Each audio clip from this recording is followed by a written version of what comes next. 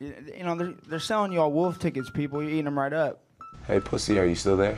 I back. Trust me, I back. But I'm not impressed by your performance. Ele deu nothing. Ele deu nothing. Shut your fucking mouth. Ele deu nothing. Ele deu fucking nothing. Not one of you will do nothing. I'll tell you what, bro. I was out there. I was fighting all the hitters, bro. You ain't fought no hitters. Come on, guys. Normal. I would fight you. I would kill you. John, do you think I'm just gonna sit there and let you kill me, John? I mean, really? No, don't be scared, homie. I'd like to take this chance to apologize to absolutely nobody. The double champ does what the fuck he wants. I'm gonna beat you. What do you got? I mean, maybe that's your job, but where I come from, people like that get slapped. That's fucking illegal. Next year, you just shook up the world. How's that feel? Hey, I'm not surprised, motherfuckers. Yeah, this is a simulated death match. And you haven't simulated anybody's death yet. I said it last year. We're not here just to take part.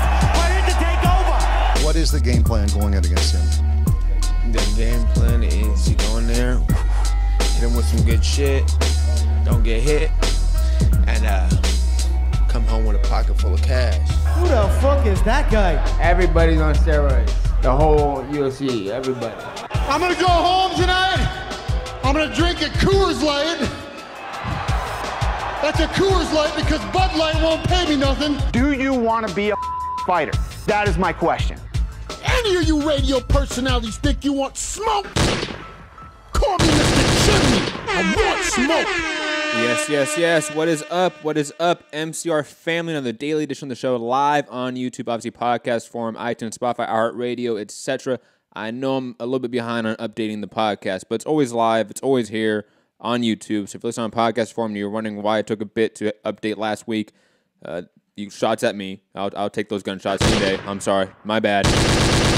But you can always find the show on YouTube as well. And plus, we are trying to push YouTube subscription rate because our podcast is killing it in terms of watch time and everything like that. So shout out to all of you on podcast. But today I'm joined by the illustrious, the great Mr. Cameron Gillen over at Boxing Monthly. A guy that, he's called in quite a few times. So if you've been listening to a bit, it's like you knew this was here. Like I think you sort of caught on. But welcome, Cameron. How you doing? And I hope it's gonna be a fun show today, man. What's going on, man? Yeah, it's good to be here. I know we kind of spoke about this. Obviously, I called in a few times and I was really interested in the show. I've always kind of wanted to be on a podcast, on most shows and kind of just be on the show and panelist. I've called into a few, but, it took a while to find one. I kind of listened to yours and I thought I'm going to hit you up and see if you're interested in having me on. And I'm happy to be here, man. I enjoy the chat. The people in the chat know what they're on about, so I'm looking forward to interacting with them and just breaking down a lot of these topics. Yes. Obviously, we have Terence Crawford, Jose Benavidez. We have World Boxing Super Series. We have the Lewis Ritson huge upset against Francesco Patera. Definitely going to delve into that one because that's probably one of the more shocking results of the weekend. Obviously, Bellator, because you're also an MMA fan. We're going to delve into the Bellator card. Obviously, the clickbait of the day, of the weekend, is Floyd Mayweather and Khabib Nurmagomedov. I think we're probably going to be both here to shit on that completely, but obviously we're going to delve into that later on the show. It doesn't deserve our primetime slots. And also, if you guys want to call in and debate, discuss these topics with me and Cameron, call in 323-870-4051. Or if you are international, email me mixedcombatradio@gmail.com and get a free international permanent call-in link. Quickly shout out to everyone in the chat: Bayside, Real Niger, Wayne, Johnny, Eric Cruz, and Potential Lunatic. I hope everyone's having a great day. Good little Monday to start off the week. But let's obviously delve into the marquee fight of the weekend. It's Terence Crawford's week. The viewership has come out, peaked at a 1.8 metered rating via Nielsen ratings, and that for the casual fan, that's roughly around 2.3 million viewers peaked, average around a little bit above 2 million, for the layman terms. So obviously it did really good numbers. And obviously every time he goes back to Omaha, it sells out. He does a good gate there. And then this fight turned out to be much more competitive than what we thought. Cameron, what's your overall takes on this fight before sort of diving into the technical aspect in the ring action between the two guys. Yeah, do you know what? I picked before this fight. I was really expecting a real sort of demolition job from Crawford. I think a lot of people were, based on the fact that Benavidez hasn't really been proven. I actually thought he lost to Mauricio Herrera a few years ago, and he's coming off a layoff. He hasn't been active. I know he got shot, and he's come back from kind of that and rehabbing on that. So for me, I thought maybe Crawford will probably do a real sort of one-sided job on him. I picked him to stop him around the 7th round. I thought, he'd just take Benavidez' will at some point and get him out of there, which he did a lot later than I expected. But Benavidez, for me, I kind of feel like me especially, I don't like talking about other people, but I feel like I kind of underestimated him as an opponent. He did well in there. I'd like to see Benavidez. We want to watch him going forward simply because the fact that he looked good in the ring against an elite fighter. So for me, I think a lot of people, there's been a lot of hate on Crawford since the fight. But for me, I thought, it was a good fight, and I'll more put it down to the fact that Crawford maybe underperformed, but Benavidez looked really good in there as well. Yeah, it's definitely one of those fights where you can sort of take away a lot of different talking points from it. Terence Crawford maybe being a little bit overrated, because again, his track record of beating and dominating guys like Victor Postal, Jeff Horn, it led to most of us thinking that the Jose Benavidez of 2018, a version that's very different and obviously hampered by his knee, was going to be a sitting duck for Crawford. And he ended up being that, but it obviously was more competitive throughout. So you can take away the overrated talking point. Obviously, you can come away with Jose Benavidez being underrated in 2018. I think that's a valid talking point. And also, I mean, if you're maybe an Earl Spence, obviously he was subtweeting Crawford all night. You can probably watch this fight and think to yourself, I beat this guy. And I'll be honest, as a Crawford, fan, admitted stan of Crawford, it's hard for me to sort of come away from this fight and say, yeah, Crawford's that pound-for-pound guy to clean out Spence, Thurman, etc. I just don't see that at this point. I think welterweight's going to be a much more tougher and competitive division for Terence Crawford than I think a lot of Crawford fans, me included, thought it was going to be. Cameron? Yeah, I was catching Errol Spence. I was up watching the fight, and I was watching Errol Spence, and I was seeing his tweets, and I actually caught his tweet after the weigh-in where he kind of just tweeted so unprofessional, obviously, in having a dig at Crawford, taking that swing, that right hand at the weigh-in. This is all kind of brewing up this fight between them two. Obviously, I don't want to get straight off into that straight away, but kind of the fight. For me, Benavidez, on his resume, he's not actually got any sort of. If you think on the spot, you can't really think of a real recognisable win that Benavidez has. I know he won the WBA interim 140-pound title, but I generally think that Crawford Benavidez could have been a fight that we could have seen a few years ago when Crawford first went up to 140, and now we've kind of got it at this point. It is what it is, but I kind of thought Crawford. Some people I've seen, and I don't know what you think. I've seen a lot of people kind of say that Crawford's been dominating these guys at a lighter weight division because he's been kind of the bigger guy, and now he's at a weight division that he's actually natural at. He's actually not going to get it his own way, and I'm kind of going to wait for that. I'm not going to base that on the fact that he beat Horn and Benavidez. I kind of feel like Crawford's one of these fighters that's going to raise his game as the opposition level increases. I feel like he maybe underestimated Benavidez as an opponent. I kind of feel like that may have been the case just by the way he fought, and he was, Benavidez was kind of getting into his head a little bit before this fight, so maybe that kind of played a part. But I feel like Crawford, it wasn't a vintage Crawford, right? Let's be real, yes. Like it wasn't as good as we all thought before going into the fight, but he got the job done. I feel like it's a case of Crawford underperforming and Benavidez perhaps overperforming. It's kind of a collaboration of the two. I agree, and then there's, one thing I want to add to that, the whole vintage Crawford performance. I said this on our yesterday's Patreon-only podcast, patreon.com/MixHumberRadio. Help support the channel financially. If you don't want to do that, of course, hit the like button, share the show. Those free ways to support. If you listen on podcasts, leave a review. But I said that this was the first time in probably maybe the Gamboa fight, but even then I wouldn't say we saw Crawford that was that didn't have composure. This was the first time we've seen Crawford really not be composed in there. Because the first 6 rounds, he looked either worried about what Benavidez was showing him, Maybe the timing of Benavidez, that right hand that was obviously getting to him at times. But we saw Crawford be hesitant. We saw Crawford second-guess himself in the first six rounds. And that, I think, for the critics of Crawford, they're going to look at that and run with it. But in the ring, even though it turned out to be a much more competitive fight, we saw Crawford pull on the vintage Crawford performance in the second half of the fight. He made the adjustments, started circling out to his right more often, out of the southpaw position, setting up better angles. And he just started dominating at that point. And then obviously Benavidez had really no volume in the second half. The bodywork Crawford seemed to take its toll on Benavidez. And then the knockout itself was arguably knockout of the year. Like it was probably one of the better, at least that first knockdown.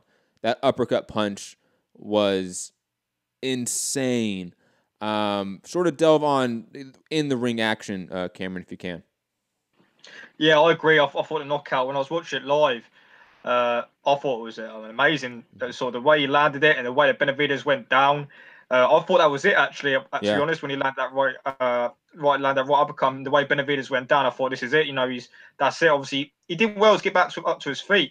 I kind of agree with your assessment. I feel like Benavidez early on, I was kind of sitting back and I was like, Benavidez could be winning this fight. He could be taking a few of these rounds, you know, and Crawford was behind, certainly in the first 6 rounds.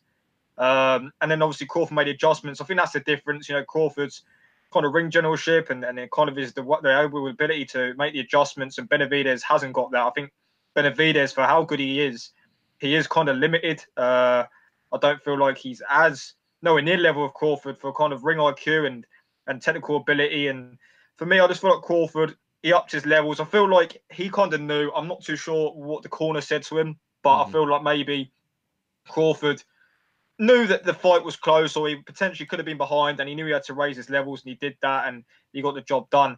For me, the knockout was brilliant. It was a good one. I feel like, let's be right, what I kind of think is if Crawford went to the decision in that fight, I think a lot of people would have been hating on the performance even more. Yes. I think the fact that he got the knockout, I think it kind of really put a point and a stamp on kind of the performance itself, and the fact that he wasn't as vintage in the first 6 rounds. I feel like a lot of people are kind of looking at, and you see the highlight of that knockout now being on social media, on ESPN and things like that. So it kind of was exactly what Crawford needed, I think. I agree, and obviously it was just, he did great viewership. Like, there was a ton of casuals that watched this fight. There was obviously people that saw the weigh-in, you know, sort of altercation on ESPN First Take or Sports Center, because ESPN has been promoting boxing a lot lately.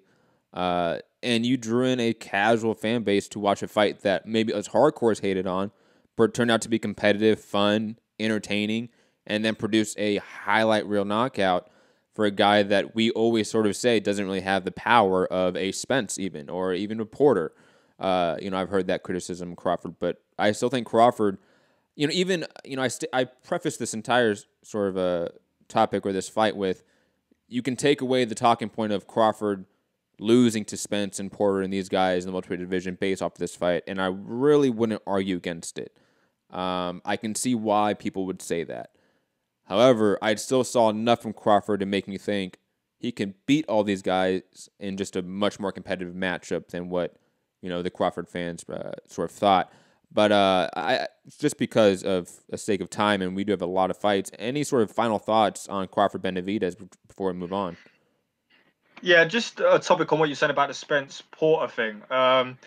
One thing I did notice, and I did tweet about it, a couple of things. I tweeted about the fact that Bob Arum said that he'd rather Crawford fight Mean Machine or Best Putin next instead of Porter and Garcia, because Porter and Garcia aren't elite opposition, right? Now, this for me is the worst part of the weekend. Now, I get it, okay? I said this. A lot of people were saying that Crawford's ducking these guys. For me, you know, Crawford is getting paid very well by Top Rank. Very, very well.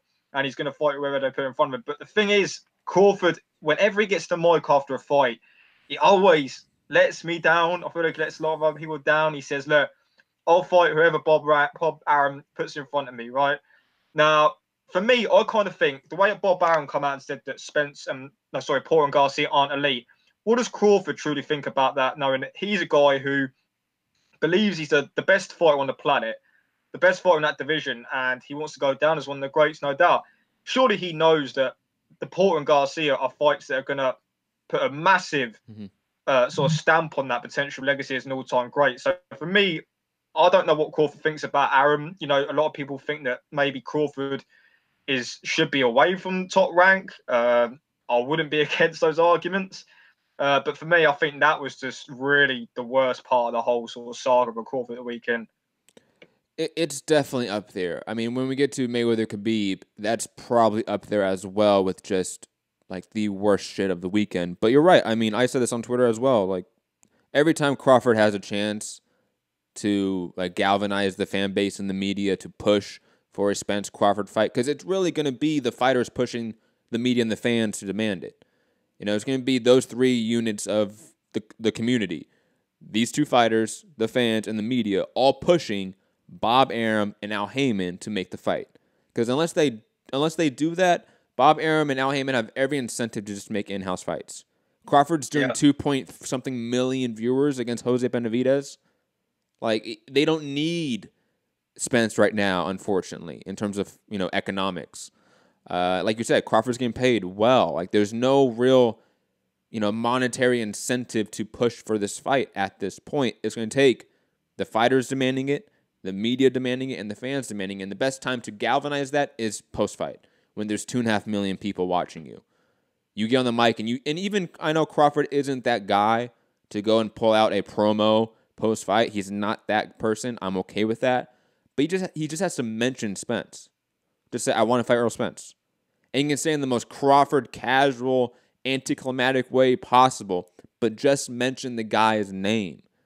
Like, the fact that they won't even mention his name on the telecast is the most upsetting part about it. But I agree. It's bullshit. It's upsetting because it's up there with AJ Wilder. It's the obvious fights in the divisions to make. It's two arguable mega fights in the sport of boxing, and it seems so simple to happen. Also, on top of that, I just want to add to this, Terence Crawford is not a young guy. I know it seems like that because he's just now in the welterweight division, but he's 31 years old. In a few years, he's going to be 34, 35. And look at the narratives we have with guys like Triple G versus Canelo. You know, Spence is a few years younger. Age is on his side.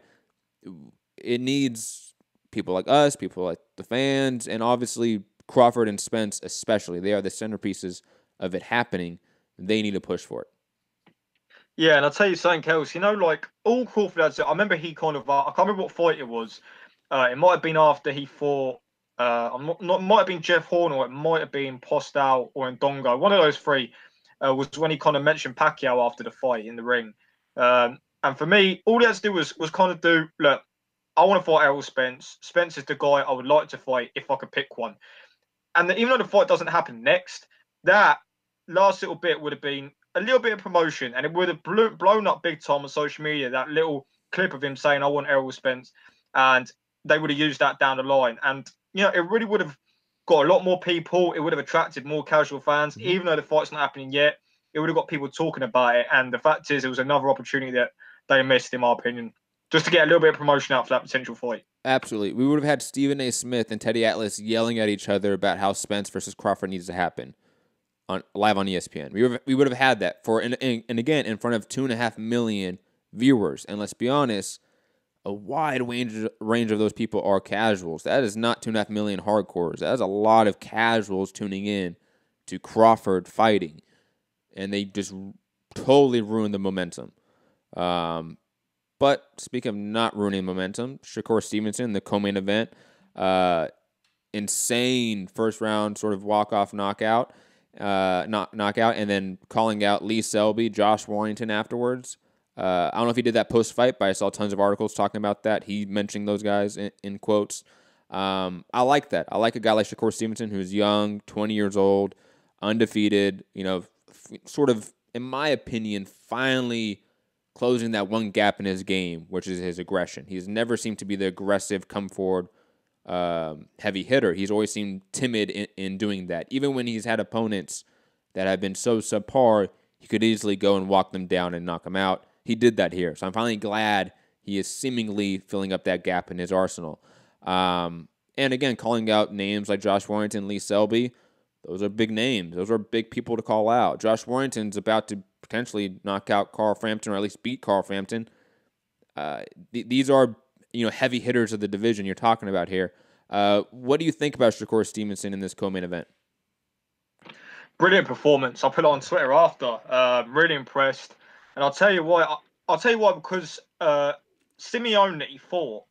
I remember I watched him fight Scott Quigg, who's a former world champion, on the Joshua Klitschko on the card last year. And he gave Quigg hell and fire for 12 rounds. Quigg went to war with him. He was bruised up. Simeone took his best shots. And Quigg's a guy who's, one-dimensional. He's very limited, but he's good at what he does. He comes forward and he throws big shots.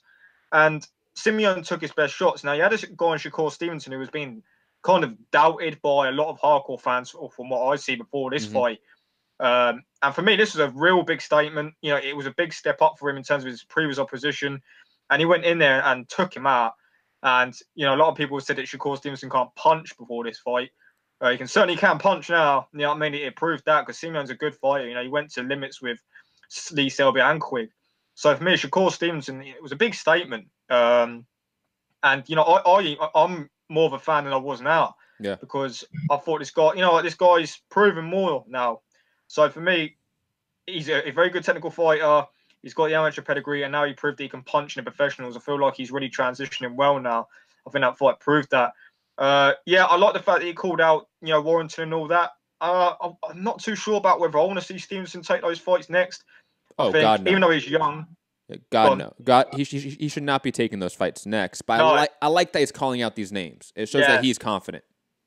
Yeah, that's what I say. I think, he's not even fought a guy in the top 15 yet, let alone kind of fighting somebody who's a world champion. I'd like to see him fight maybe a top 20 guy, then a top 15 guy.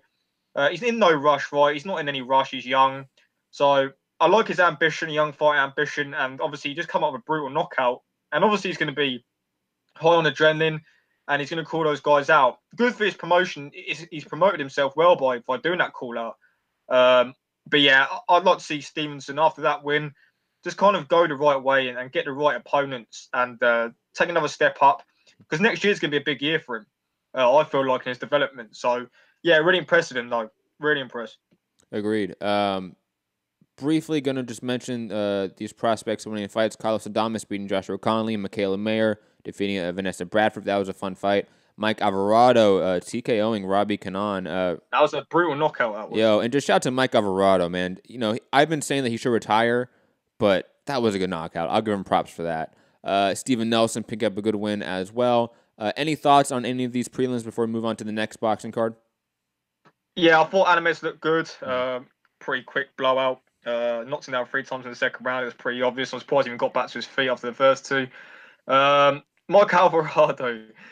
I don't want to see Mike Alvarado retire until we get a 4th Brandon Rios fight. Because I would legit watch that fight. I'm sorry. I would really want to see that 4th fight. In my opinion, I wouldn't mind seeing Mike Alvarado and Brandon Rios just do another 3 fights. Do 6 like Marquez Pacquiao. And just make money. Having some absolute wars. Because I don't see anything else out there for him now. I know we're talking about Rios versus Ortiz, but Ortiz got himself in trouble. Why not do Rios Alvarado again? I think they're both that same sort of stage, and I'd watch it again. I would watch it again. I definitely know there's boxing degenerates like ourselves that would watch that, obviously, but it's definitely something that's not good for health. But yeah, I mean, I have nothing else to say on the card. The prospects did well. They beat up their tune-ups and showcases in fashions that were acceptable. And Mike Alvarado picking up a win at his age is always just nice to see. It's like every time Roy Jones would get a win, it's like, oh, that's cool. Good for you. You still got it a little bit, but not really. But moving on to the World Boxing Super Series card, which actually was really a disappointment, to be quite honest. Andrew Tabiti defeating Ruslan Fafer and Zolan Tete defeating Mikhail Lyon, both unanimous decisions, both sort of ugly fights.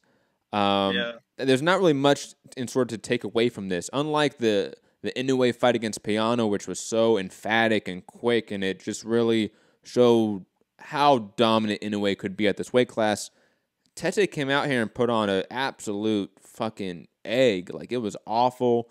There was just an awkward style matchup between them potentially. They kept clashing, tripping up against each other. Both of them got points deducted for holding.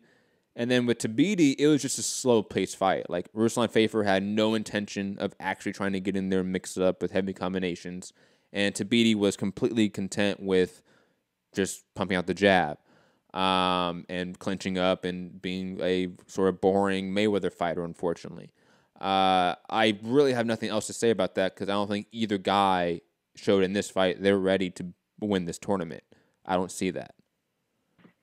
Do you know what, Rod? The Tabiti fight's actually the only fight this weekend I haven't watched yet. Because I actually had to nip out because I wanted to watch the Tete fight, but I had to nip out. And I come back and I was watching my Twitter as I was out, and I was on my way back, and I thought, maybe I'm not too disappointed about missing this fight, judging by what people were saying on Twitter. Got back for the Tete fight, and that was horrible. What I was thinking, it was a fight where both guys were throwing punches and they were getting the odd sort of shot off and things like that, but their shots were being blocked and slipped. And when they were getting inside and clinching, and they were falling all over the canvas and dragging each other down throughout the fight. I know that Tete got doctor pointed in the 10th and Aloyan got dropped one in the 11th. It was just an ugly, ugly fight. And I feel like there was no real anything there. None of them landed big shots. Tete was just the more cleaner work. He had the more cleaner work. He had the more snap, the faster fighter. But for me, it was a fight that I'm definitely not going to go look back on. I feel like after this fight, I felt like before this fight, I thought, do you know what? I'd favour Tete to win this tournament, but he's just so inconsistent. Tete's a fighter where he'll either start you and he'll blow you out of there, or he'll be in a real stink of a 12 rounds. There's no in the middle of him. It's either a good performance or a terrible performance where he wins. I don't know. I feel like after this performance, maybe I'd pick a new way to beat him because I feel like Tete is there to be hit. And Aloyan, who's very inexperienced despite being a good amateur, he was really kind of messing him up a bit. So I feel like a new way for me, probably my new favourite right now, because I just feel like Tete's inconsistency is really bad. But yeah, it was a poor fight. Let's be real. It wasn't a good sort of. This could have been actually the worst actual whole weekend since the World Boxing Super Series start. This is probably the worst fight card of the lot, including both series. Maybe apart from the Maris Bradis, Mike Perez one, which was really bad. But other than that, I think it was a real poor weekend for the WBSS. Yeah, it's one of those things where like the brand has been so consistently good for a while now that it was sort of like a foregone conclusion that this was going to be exciting too. Like Tabiti just had a great emphatic knockout before this, stinker of a fight. Tete, even though he had the unanimous decision against Navarez in his last fight, that was a fun fight in my opinion, and he had knockouts before that. Tete was looking good. He was having a lot of hype and momentum behind him, so it just seemed. And again, the matchups for both of these guys, Fafer was not anywhere near the level of Tabiti in terms of skill. I thought Tabiti was really going to style on him, and he just didn't. And Aloyan, like you said, even though being a very good amateur, having a great pedigree, if you watch any of his pro career, he's not up to this level. At least no, he's had 2 split decision wins in his last 2 fights before this. So and he's hittable. He has no jab. Like he's been rocked before. It seemed like it was going to be an obvious Tete knockout, and neither of that happened. And that, I think, is the most shocking thing, combined with the fact that the brand has been so consistently good and exciting. We've had Fight of the Years, breakout careers like Usyk through it. The brand just has been great, and having a bad card happens. I think the fans have to sort of realize that bad cards happen sometimes. This was just a bad card. It was not fun. It was hard to get through. I watched it all the way twice again, another 7 hours of watching every fight on the card. It was absolutely grueling and upsetting to watch. So that's really all I have to say about that. Any final thoughts before we get to something else that's a little bit upsetting? # Lewis Ritson. Yeah. No, I didn't really watch any undercards. I'm really disappointed because there was a few good performances on there. I need to go back and look at them. But other than that, no. We'll move on with the World Boxing Super Series. I'm sure, the next one will be definitely more entertaining than the last one. So that's true. Lewis Ritson losing to Francesco Patera on the Matchroom Boxing card over in the UK. Definitely a huge upset. Lewis Ritson received a lot of hype, a lot of momentum behind him, just being an all-action, fun fighter. And Patera just basically outboxing him. Staying on the back foot, working his jab quite well, going to the body, consistently hurting Lewis Ritson at times. Lewis Ritson has come out and said he's been pissing blood basically all weekend because of Patera. I hope he's healthy. I hope he's okay. But he just got beat up in a fight where he just simply was just outmatched. And I was not expecting that watching Patera before. Ritson seemed to be such a aggressive, unrelenting force, and it was quite actually easy for Patera, in my opinion, to outbox him. Ritson was coming down the center line consistently, no head movement, no jab. He allowed himself to get hit. He was chasing Patera, not cutting off the ring. You can sort of go down almost a lot or most of the things you should do in a boxing fight, and Ritson was just not doing it.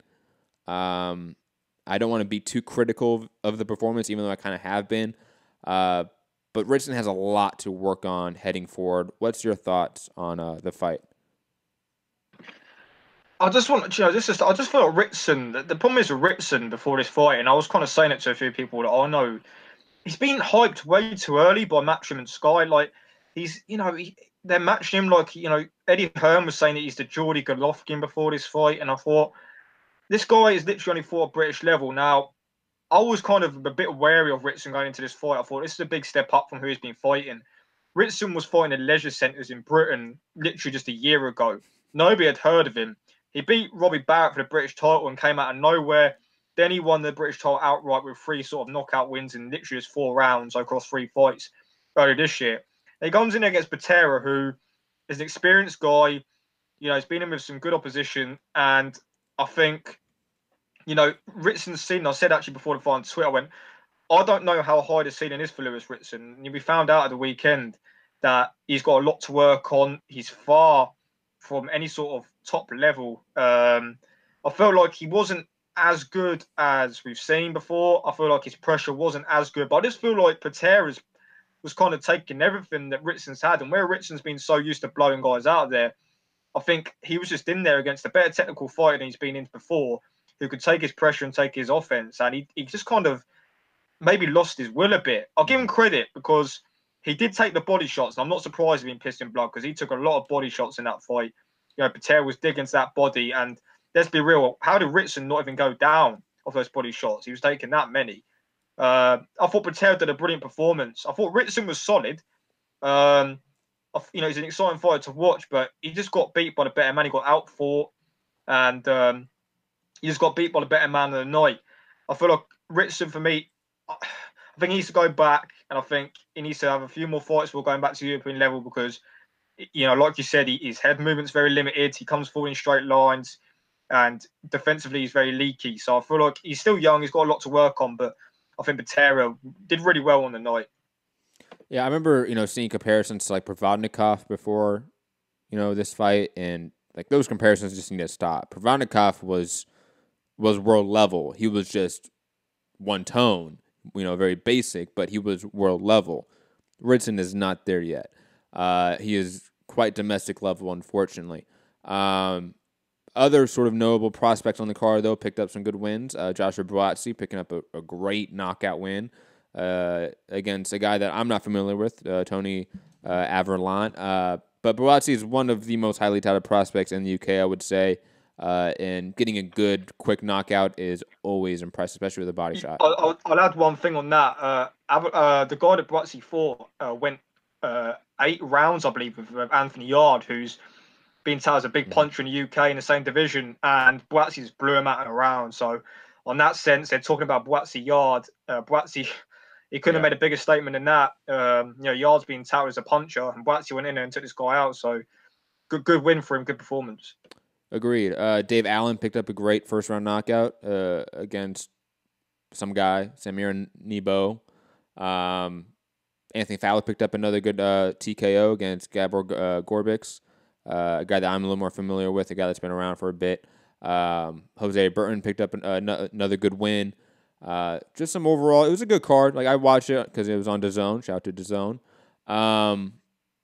But a lot of these prospects, or just sort of guys like David Allen, who God knows what category we place him in, all picked up good wins.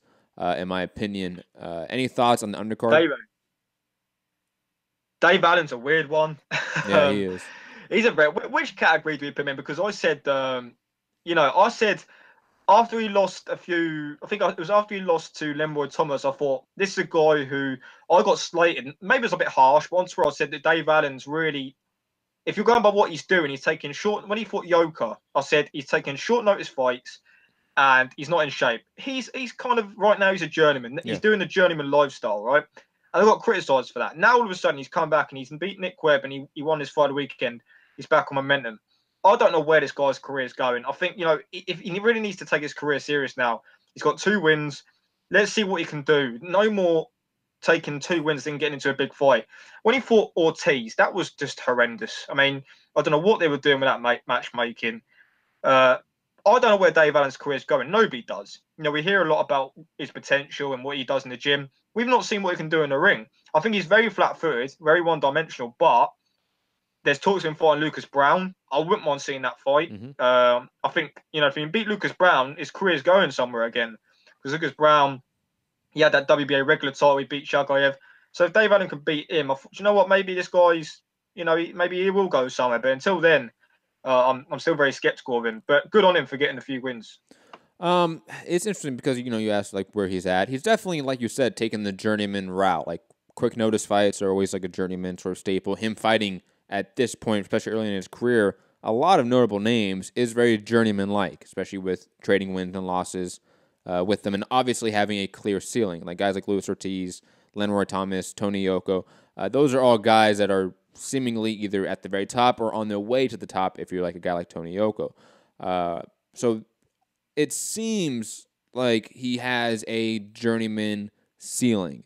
And again, I know that is maybe harsh for a lot of people, but there's tons of successful journeymen in boxing.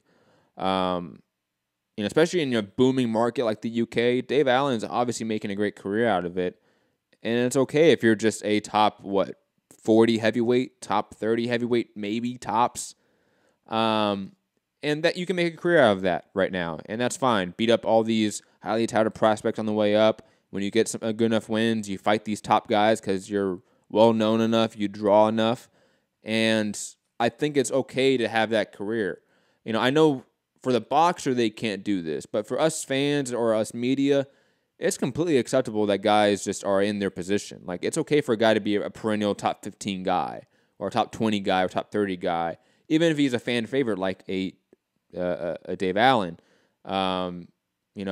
There's guys that make great careers out of doing that.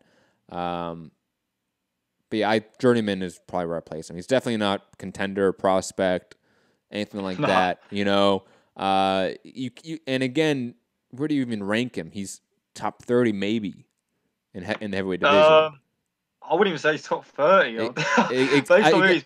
Again, I said maybe, like top 40, top 50, and that's journeyman to me. Yeah, he's fighting around there somewhere. I mean, he's not even beat anybody in the top 30 as far as I know. But for me, he's a big ticket seller as well over the UK. He's got a good following.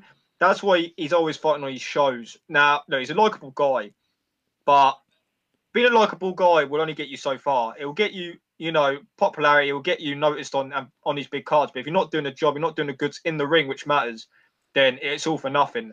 And, maybe he will surprise us. Let's be real. Lucas Brown, if he can beat Lucas Brown, it'll be his first corner win. That's credible. Now, if he beats Lucas Brown, then we'll kind of say, Lucas Brown in terms of who he's beat. I'm not saying Lucas Brown's an elite heavyweight, man. I mean, Dylan White made him look horrible in there, but Dave Allen's not fought anyone of note. So, it'd be a big step up for Dave Allen. I mean, we're talking about Dave Allen who's ranked maybe in the top 50. If he beats Lucas Brown, he'll shoot up those rankings a bit. Yeah. So that's what I'm saying. No, I agree with that. But Lucas Brown's just one of those people that I think he got promoted really well in like the Dylan White fight, to be made out to be a lot more elite than he is. The Shagayev fight was just horrendous. I think guys like Shagayev are overrated, to be quite honest. When Shagayev had his little run, and he was, I think, mandatory for Fatali at I forget how that went down, but I just think that people sort of overrate those fighters a little bit. However, I agree in the premise that if he beats Lucas Brown, he does strip the rankings. He does sort of add him to that top 30-ish, range, and I think it gets him a bigger fight, that's for sure. And I think it's a winnable fight. Lucas Browne is not a skilled boxer. He has awful defense. I think even Dave Allen has better defense than Lucas Browne, to be quite honest. Any other last thoughts on this card before moving on? No, Simon Villili lost on the card. Simon Villili cruiserweight, he got beat for Brayus a few years ago. He was talking a lot before the fight, and he got beat up pretty bad. But yeah, the card was okay. You know, I'm just kind of looking forward to seeing where Robbie Davis Jr. goes. He won a British title and Commonwealth, good performance. So yeah, it was a good card. I agree. It was a fun card, and plus, like now that I don't have to really like find an illegal stream because of the zone, it is a lot nicer. That's an HD. I don't have to worry about it. Moving on to a stream that I did not have because I don't have Facebook anymore. Angel Tito Acosta picking up another insane knockout in the second round against Abraham Rodriguez. Obviously, Tito Acosta isn't, the next sort of great, all-time great potentially because of obviously like Jose Tanaka, that loss, that sort of ceiling he has. However, being a 108-pounder and being able to knock out, I think, all of his opponents, or I think he's knocked out almost all of his opponents. No, yeah, he's knocked out every single one of his opponents at 108 pounds. That is something impressive. I wish he got a little more push behind him because he might be the most exciting guy on Golden Boy's stable, in my opinion. Behind guys like Canelo and obviously the Ryan Garcia draw, whatever he is, even though he's not up to this level, but he's a draw. You need to push guys like Angel Tito Acosta. He puts on a highlight reel knockout after knockout after knockout.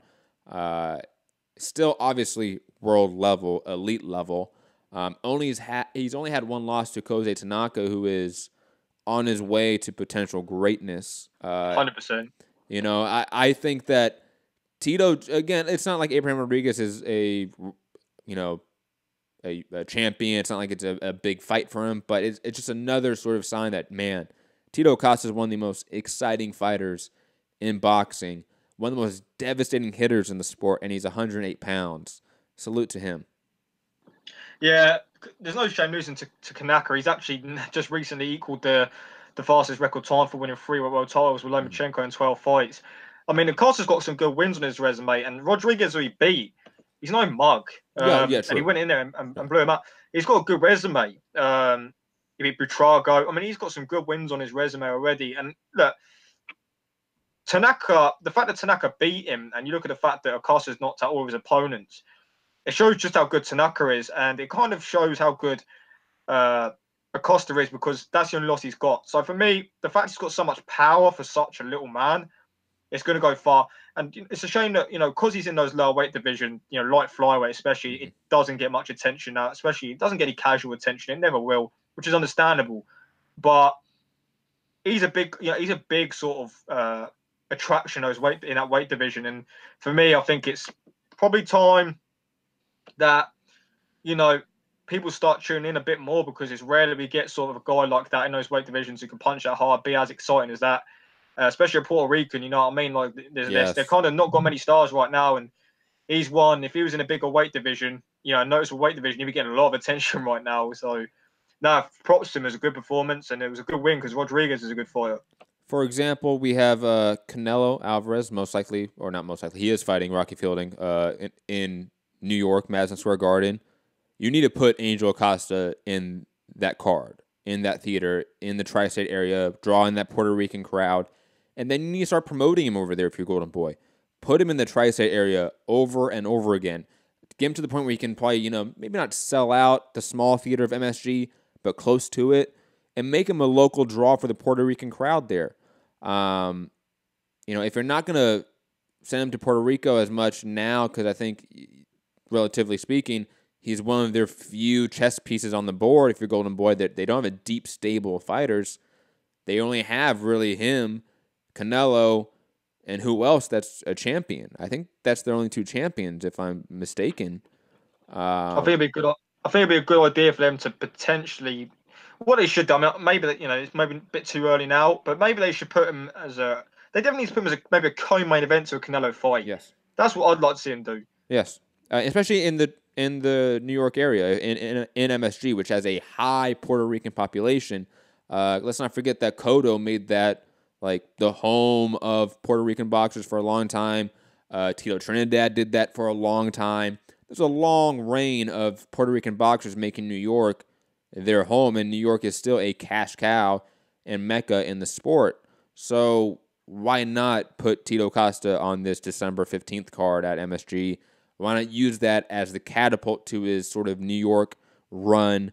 Put him in there all the time. If you're not going to put him there, put him in Puerto Rico. If not there, put him in Japan against Japanese champions. I understand that. However, you need to sort of build around this guy. He is, because of his knockout power, I think you can get around, and obviously combined with his Puerto Rican heritage, you can get around the stigma of low weight class fighters not drawing. He may not be obviously a Canelo level draw or an AJ level draw. I doubt that, but he could be a local draw. He could be a guy that draws in a sizable crowd for a good, gate and drawn a good viewership potentially, especially with that knockout power if you sell him correctly. But yeah, not much else to sort of talk about this fight. Any last thoughts on it, Cameron? Not on that fight, but on the undercard there was a fighter called Bakram Murtazeliev who I've been following, and he's on main events, junior middleweight, 6 foot, big puncher, Russian. If you haven't checked him out, make sure you check him out because this guy is probably going to be one of those guys that's probably maybe next year definitely that's going to be fighting for his world title. So remember that name, Bakram Murtazeliev. Yes, and if you're like me and you don't have Facebook, all these fights are on YouTube. If you need a link for it, DM me on Twitter or Instagram, Matt Hunter MCR. I can definitely send out that link because these fights, and Rashidi Ellis was on the card. I forgot to shout out Rashidi Ellis, picking up a good knockout against Saul Corralo. Rashidi Ellis is one of the most underrated prospects in the welterweight division. Shout out to him as well. Let's move on to the Bellator sort of double events and then get to the news of the day. Because I'm assuming you watch Bellator, because I know you're an MMA fan as well. Yeah, I watched the two main events, Bader Mitrione and Son and Fedor, yeah. What were your thoughts on them? I thought the Bader fight was as expected. I thought Bader was going to win that fight. I feel like Bader's going to win the whole thing. I feel like Bader, for me, it wasn't the most exciting fight, was it? Let's be real. I mean, Bader won it pretty handily. I didn't think he'd win it as handily as that. I thought maybe he'd actually, I don't know, man. I was disappointed with the fight. But the winner I was expected. I thought in the Fedor fight, I thought Fedor would win. But I don't know what Son was doing. When Son had Fedor's back, he did that dive forward. I thought, what's going on here? I mean, and then Fedor obviously took him out. I'm kind of glad we've got this final. I think Fedor was the final that I was hoping for. I think it was the fight that Bellator was hoping for when the tournament started. It was very attractive. But no, I thought the Fedor fight, I thought Fedor done a good job. I thought Bader did a good job, but the Bader fight was a real stinker, I thought. Yeah, it was one of those where it was a classic Bader performance in a way. It was him. It was him out wrestling Mitrione, beating him up on the ground. It was heavily dominant. I mean, he definitely was just far and away the better fighter of the two, and definitely beat up Mitrione on the ground. Had a really close. I think it was either a Kimura or arm lock. I think it was in the first round.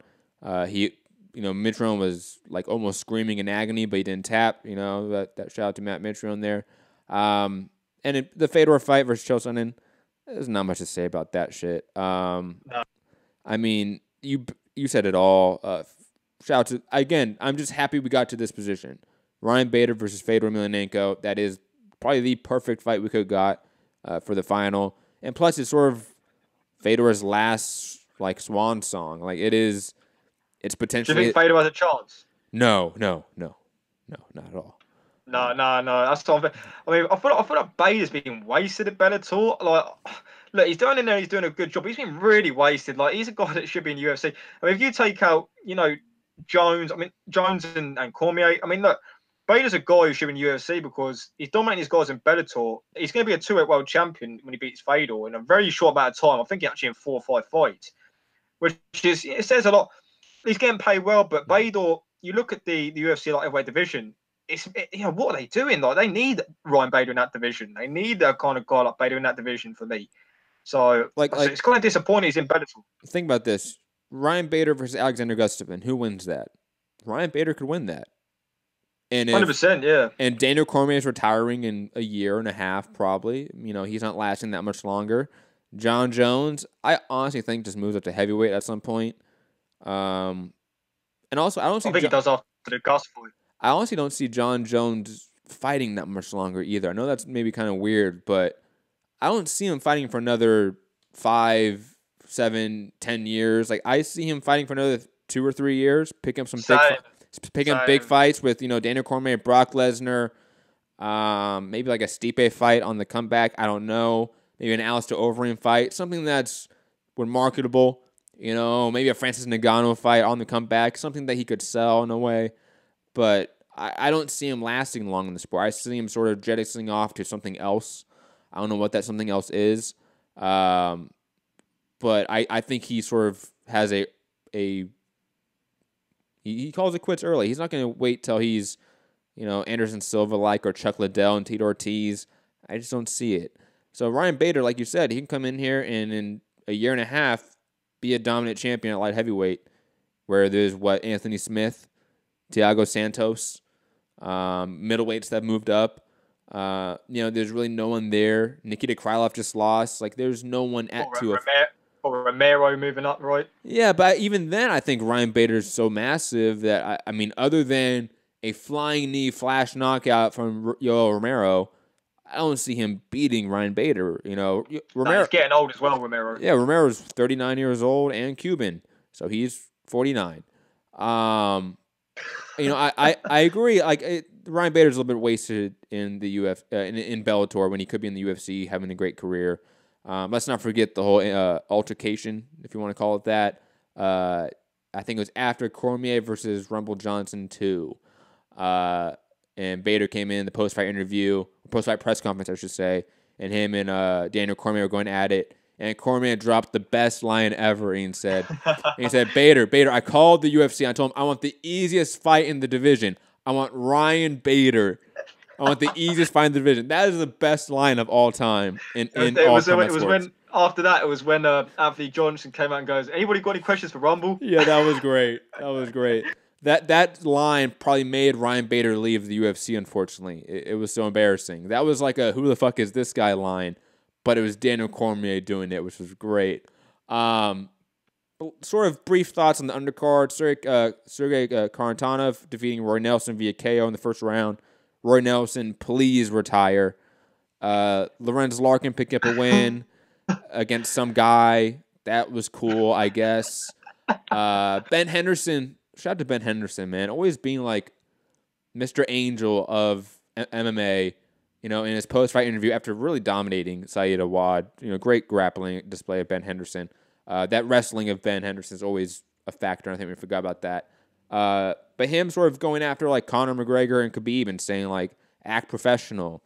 Like, we all have this sport to sort of propel, like it's on us to propel the sport. And that doesn't do it. And I thought that was good of Ben Henderson, man. Salute to him. Is he back at 170? Is he back at 155 now? Yeah, he's back at 155, yes. Yeah, smart of him. And Czech Congo picking up a first-round KO against Timothy Johnson. Yeah, whatever. It's Czech Congo. At least he didn't hit him in the balls this time. Salute to him. Any other thoughts on the fights this weekend before we go into more of the news? No, I think all the fights, I think we kind of broke them down all well. I didn't really catch any of the undercard of the Bellator fights, so you don't need to. I think we're good, yeah. Yeah. You can see the Ben Henderson fight because, Ben Henderson there's probably still a good argument that he's like a top, 10, 15 lightweight of all time at this point. So it's still good to watch him, and he's still relatively decent. Like, it's not like he's slipped as much as like a Chael Sonnen. He's kind of stuck in a crossroads, though, because he lost to Chandler, and he lost at 172. Was it Koreshkov or? Yes. It was Koreshkov. Yeah, so he's kind of stuck in a bit of a crisis at where he is right now, right? He's been in some exciting fights now, and he'll make some money, but I don't know where he's going to go. But if Brett Primus comes out here and beats Michael Chandler in a rematch, you can always make a Brett Primus versus Ben Henderson fight. Yeah. You can always do that. But let's move on to the news of the day. Starting off with boxing news, and really there's not much MMA news. And plus, I always want to push back this Floyd Mayweather Khabib talk to the end of the show because that's what it deserves. But some fight announcements, or fight rumors, I should say, not really fight announcements. Artur Beterbiev versus Joe Smith in play, says Yavon Mitchell, for December. It's obviously going to be on DAZN. Good for DAZN, getting a really good fight, in my opinion, all-action fight. One that Joe Smith could arguably win as well, especially with how much Callum Johnson was able to land. And on top of this, rumors coming out from Dan Rafael, Steve Kim, that Callum Smith is going to be moving up and fight Dimitri Bivol, potentially on the undercard of the Canelo fight. All sort of shocking news.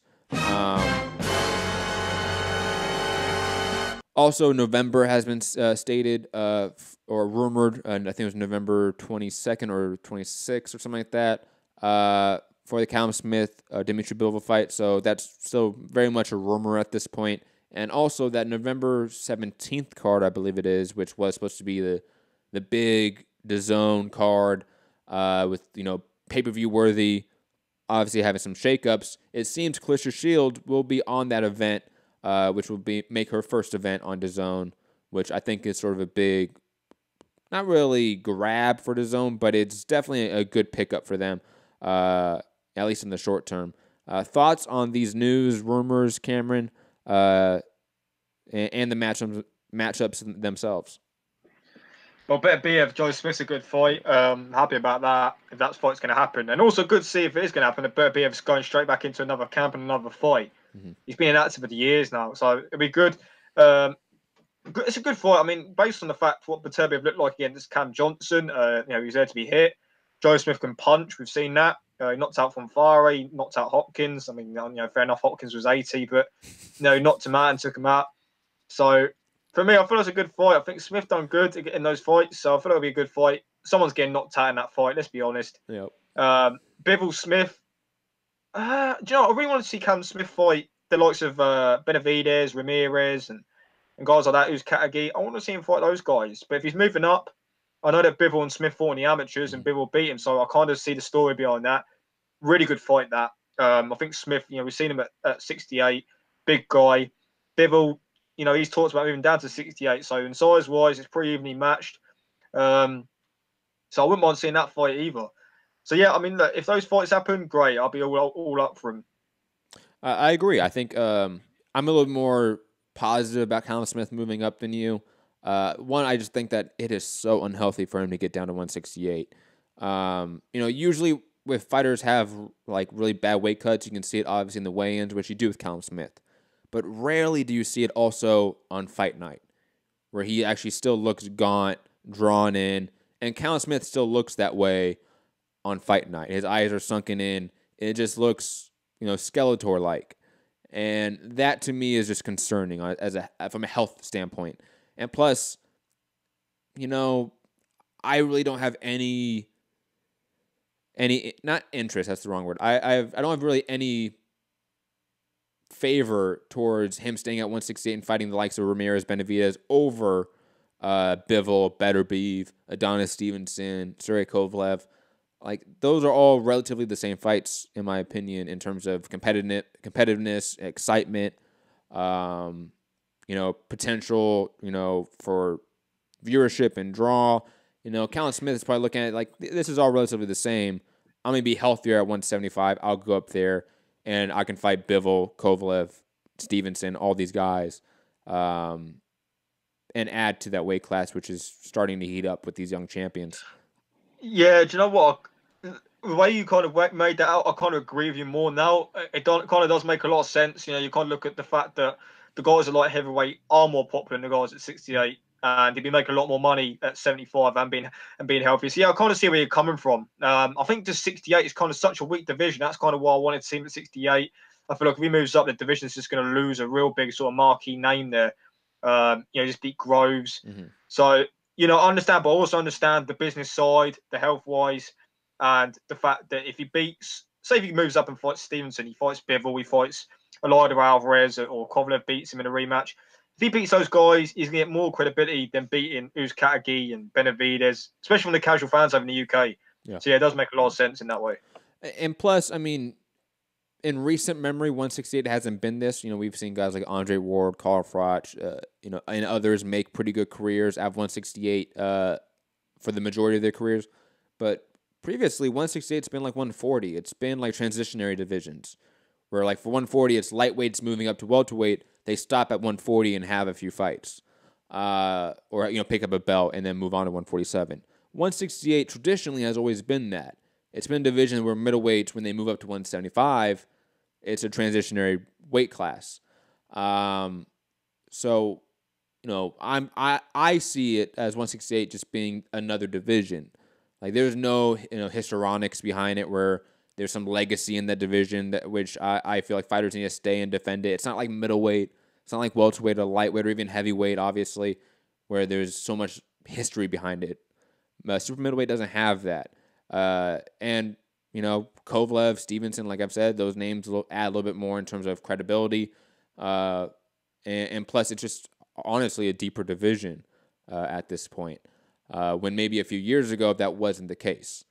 But however, yeah, I pretty much agree with all the points that you've stated.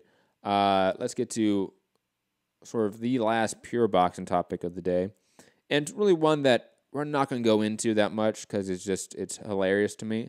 But Bob Arum going out and saying, I don't believe there's an Al Heyman. He's fictional. Are you off your tits? Have you been smoking something? Shout out to Bob Arum, man. Good old Bobby, the best troll in boxing. Like, because Bob has literally done business with Heyman. Like, he knows who Heyman is. He's met him.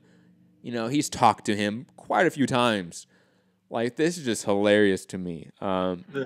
This is a almost 90-year-old Bob Arum, maybe, you know, a little bit going in terms of memory, and plus being a curmudgeon, bitter person that he's always been. Even back in the 60s, he was the same curmudgeon, old Mr. Scrooge. It's just funny to me, man. I enjoy it. I know some fans got a little bit testy about this on Twitter. I thought this was just funny to me. Are we forgetting that Bob Arum and Al Heyman did negotiations for the biggest fight in boxing history? You know what I mean? Like, that's what makes me laugh. We're forgetting that Al Heyman was the one who was kind of, you know, the guy that was leading those negotiations with that fight. And Bob Arum's come out and said that.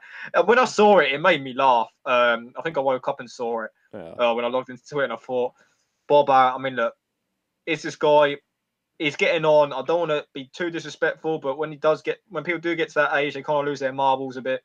And, you know, he is, like you said, he is about 98. So for me, it's just a typical Bob Arum comment. I don't know where it came from. I don't know if somebody asked him a question, he answered it or something, or maybe just decided, you know what, I want to come out and say Al Heyman's a fictional character.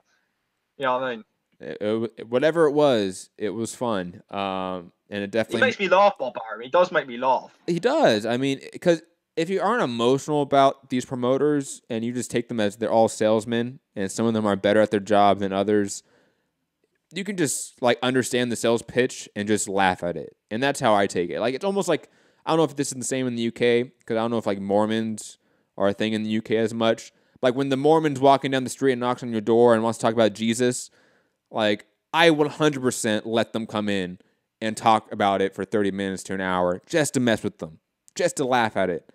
And that's Bob Arum quotes to me. Same with like Eddie Hearn. Like I think Eddie Hearn's pretty funny sometimes. You know, like you just take it for what it is. And speaking of taking it for what it is, let's finally get to the whole Khabib shit, because it is what it is. Floyd Mayweather sort of accepting the challenge from Khabib Nurmagomedov and 50 Cent, going on Instagram saying, and Twitter saying CBS, Showtime, MGM Grand, get the checkbook out. Go to Leonard LB's page to view Khabib Nurmagomedov challenging me. Blah blah blah blah blah.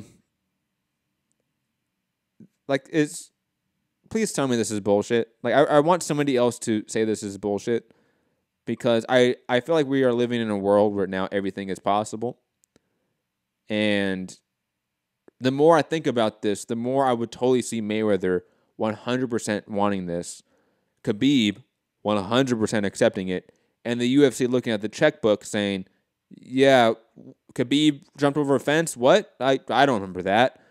Mayweather versus Khabib next in Vegas, Cinco de Mayo.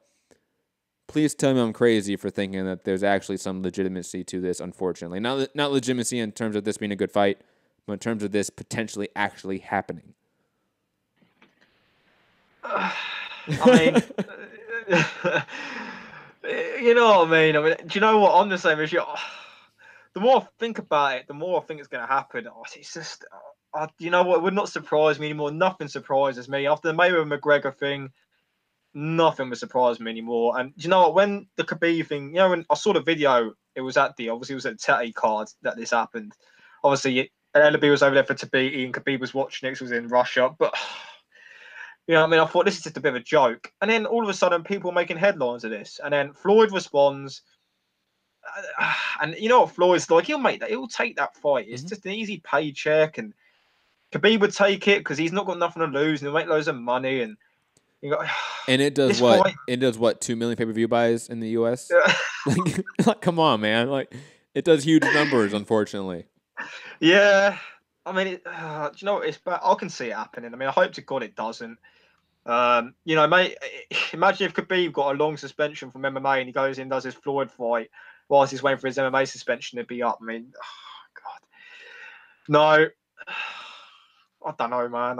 It's just honestly... Hold on. Ultra conspiracy here. Because remember, like, an MMA suspension doesn't really exist. Like, it would just be an athletic commission suspension. So, theoretically, he can't, if he's suspended by Nevada for a year, he can't come back and try to fight Mayweather in boxing. It's all under the same commission, right? Right, yeah. However, ultra conspiracy here, you don't think Nevada, the home of Mayweather, will look at, damn, wait, hold on, Mayweather's going to fight this guy? Maybe we shouldn't suspend Khabib or give him a bullshit 4-month suspension and a bunch of community service. So Cinco de Mayo is no issue, right? And also, ultra conspiracy, what a great tune-up for Mayweather to fight Pacquiao next, because Pacquiao obviously is now with Heyman. He's going to fight Adrian Broner in January on Fox, allegedly. You know, I'm just saying, it's like we have seen crazier things in the sport, unfortunately, in the last 2 years. So this is not off the table. I hope that we are not putting it out in the universe and therefore it happens. You know, quote Wilder, speak it, believe it, whatever he says. I hope that does not happen here. But there's more smoke to this potential fire than what maybe some media members are letting on. Obviously, it's a complete joke, but they're not looking at it that way.